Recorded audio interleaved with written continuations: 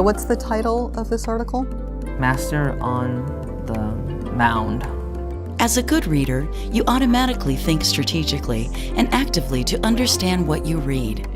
As a tutor, your challenge is to learn specific reading comprehension strategies to teach explicitly, one at a time, to your learner. By learning comprehension strategies, your learner will become aware of how to think in order to make meaning while reading. Making inferences, or reading between the lines, requires a person to gather clues from a story and put it together with personal knowledge in order to draw more complex meanings from the story. In this clip, we will see 3 ways to practice making inferences: a short, riddle-like scenario, an evocative image, a text. So Debbie, today we're going to be talking about inference, and I'm hoping that this is a skill that's going to help you to improve your comprehension and give more meaning to what you're reading, more than just what it actually says, but actually in between the lines. And the word inference just means to make like an educated guess from the clues that you're given.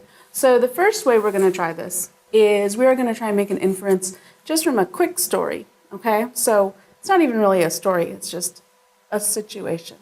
So I walk into the room and I have my umbrella and it's wet. What can you infer or guess? That it's raining outside. Good. And did I tell you it was raining? No.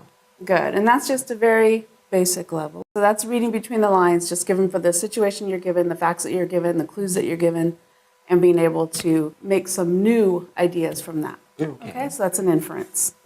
So the second way that we're going to be talking about inference today is making an inference or inferences from a picture.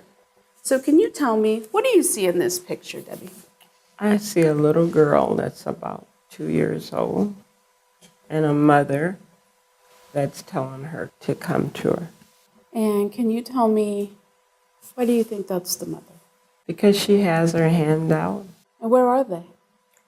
They're in a park. To me, they're in a park. What kind of feeling do you think is in this picture? Very loving, peaceful, and caring. Have you ever taught anyone to learn to walk? Yes, my kids. And did you hold your hands out like that to make sure they didn't fall? Yes. Where does that baby want to get to? She want to get to her mom. Good, good. Okay. So does any of that actually tell us that, or these are just what you're making of the picture? Just what I'm making of the picture. So those are your inferences? Yes. Okay. So now we are going to use this racy little book called Takeaway 3 to start making some inferences from what we read, okay? So I'm going to read this to you, and we're going to make some inferences, okay? Okay. All right. So chapter 1. Carol, I'm home, Rennie called. Rennie was a truck driver. He had been on the road for a week. I thought you were coming home tomorrow, said Carol. She had a strange look on her face. Rennie heard a noise. It was the back door. Okay, so just from that short passage, who are the characters in this? Rennie and Carol. Good, and what relation are they to each other? Husband and wife. Does it say that? No, it doesn't. No. What are you making? I'm just... Are you making an inference? Oh, okay. I'm making an inference. I couldn't think of I'm that. making an inference. Good. Inference.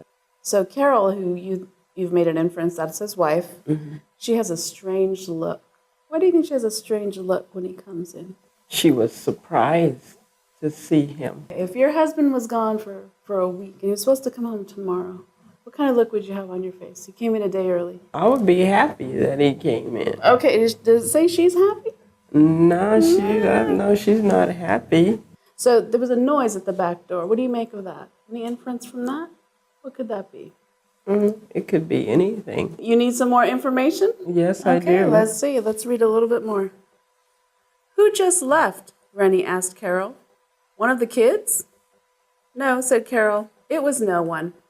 So what do you think now? What are your inferences now?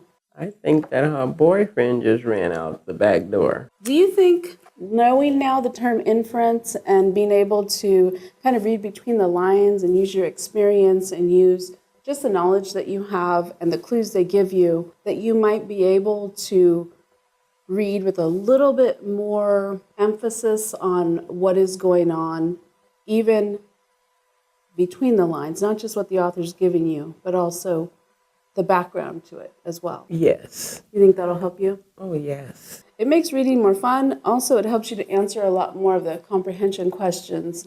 And sometimes when you get that interested, you're going, oh, what's going on? You want to read on, right? Yes, I want to know who snuck out the back door, sneaking out the back door.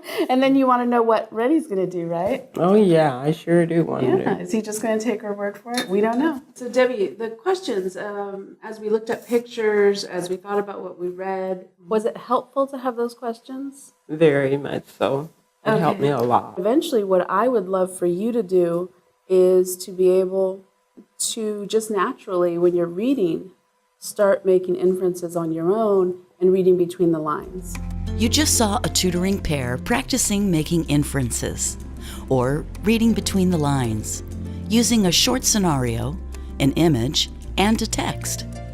You watched a tutor read a text aloud to her learner to help her focus on comprehension without having to struggle with decoding, speed, expression, or accuracy. Consistently modeling for your learner the questions you ask yourself while you make inferences will help your learner internalize those questions. Over time, she can begin to make inferences independently, more automatically, and in doing so, improve her reading comprehension. The goal of practicing reading comprehension is for your learner to master and internalize more and more comprehension strategies to choose from and use in a variety of reading situations. You've seen a tutor do quite a bit of talking when explaining a new strategy. During most lessons, you and your learner would be equally talkative.